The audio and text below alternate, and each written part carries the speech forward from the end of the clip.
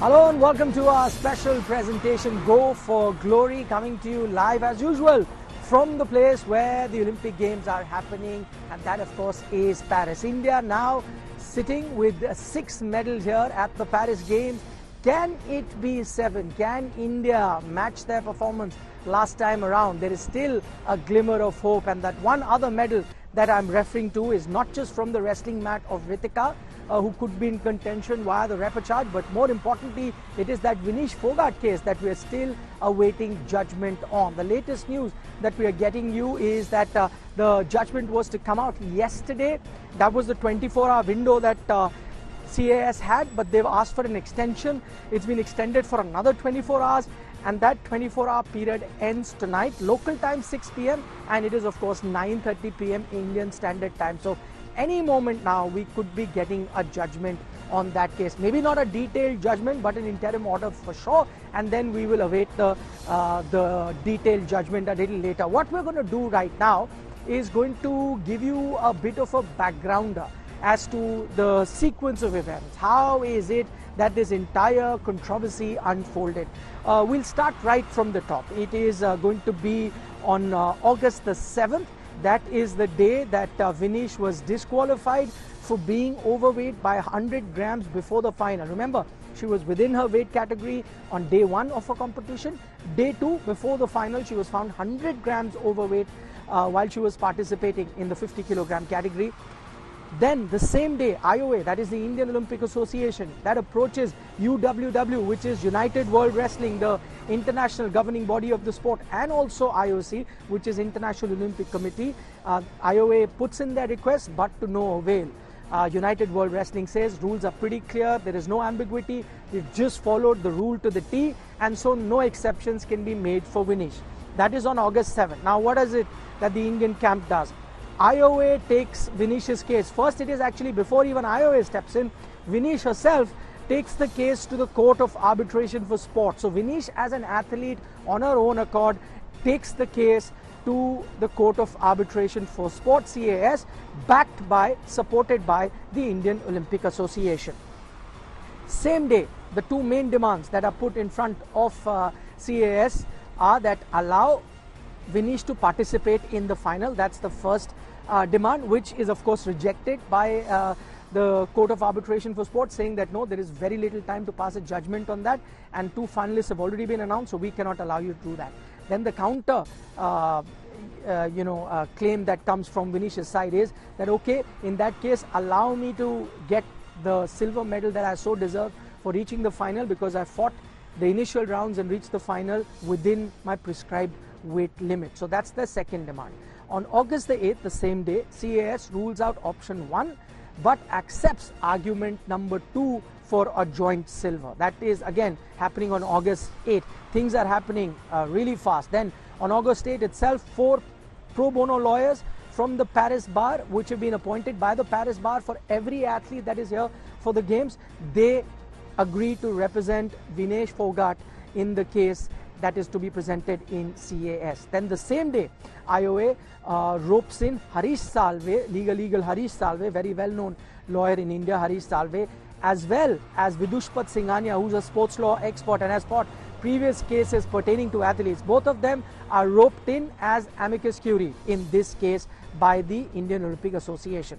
August the 9th, the matter is heard by the court, and the hearing goes on for 3 hours. The basic fight that or the basic argument presented from Vinesh's side is that it was a fundamental right to take in those fluids, those calories, because of a recovery process, and that is a fundamental right. So she did not try to gain any unfair advantage, in which case if a weight gain was there, then it should be considered that because of a fundamental right of an athlete, she was allowed to do that. So at least count the first day results for her. That's the argument that is being presented.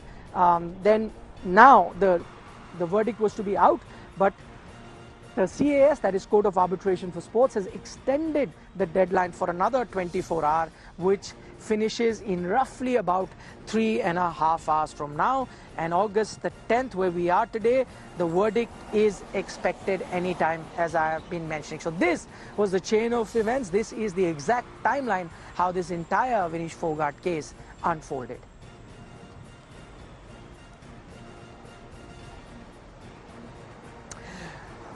Okay, joining us for another perspective, Gopal Jain. He's a senior advocate at the Supreme Court. He'll help us, break down this entire scenario. Mr. Jain, first up, I'd like to know from you. Usually, and I've been following a lot of cases that were presented at the Court of Arbitration for Sports, it is a practice that within 24 hours, you've always got that initial verdict. It always ends up coming there. This is one of those very rare occasions where they've asked for a 24-hour extension. What does this tell you as a legal expert? Do you think they are now contemplating, allowing Vinesh to get that silver? Because at the beginning it seemed like an open and shut case because all UWW did was follow the rules. But now that there is an extension, you think deliberations are on and there is a glimmer of hope? Well, let me first say that perhaps being a ticklish issue, they wanted more extensive deliberations since this could set a precedent in future as well. So sometimes you do need more time to reflect before you come up with a decision. And I would de-link it from the glimmer of hope because it's a deliberation, discussion, thorough consideration, which is what a time-taking exercise is. But there is always glimmer of hope when you go to a council of sports arbitration or to any adjudicating body, because you always believe that your right, which has been infringed, can be corrected. That's the abiding faith in the adjudicatory system per se. But let me make two other points. First, the hallmark of sports is sportsmanship, and I think it would be befitting if the adjudicating body shows sportsmanship in its decision making and awards a person who went into the final the silver in the least.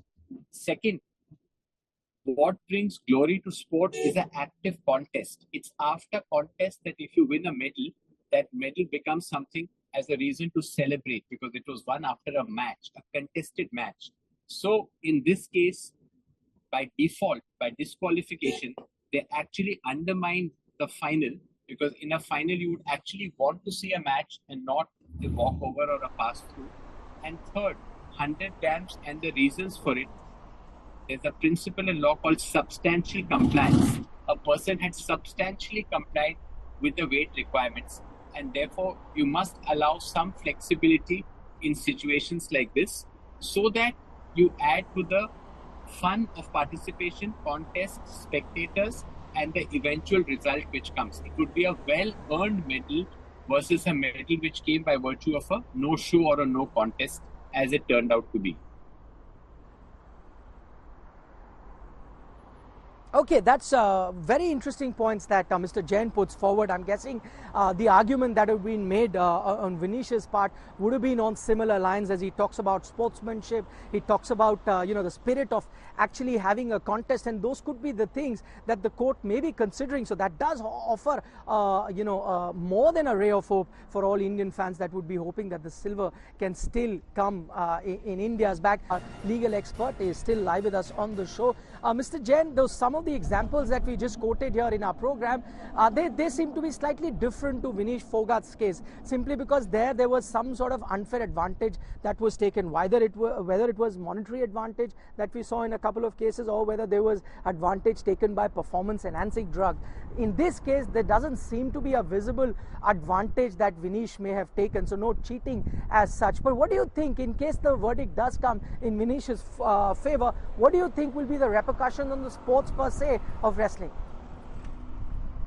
No, I think it would be if a decision comes in her favor, I think it would be a welcome step because it would enhance the spirit of the sport.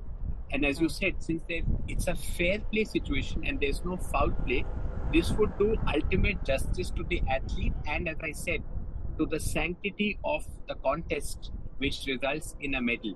So it would augur well and it would add to the precedents that you just cited, all of which showed that in a situation, the CAS did intervene. I think the takeaway message is the CAS does and can intervene, and it should be an effective intervention. That's the positive that I read from the precedents that you cited. Okay, Mr. Jain, thank you so much. Appreciate you taking our time and really putting things into perspective of this entire Vinesh Phogat case that is still ongoing here at the Olympic Games.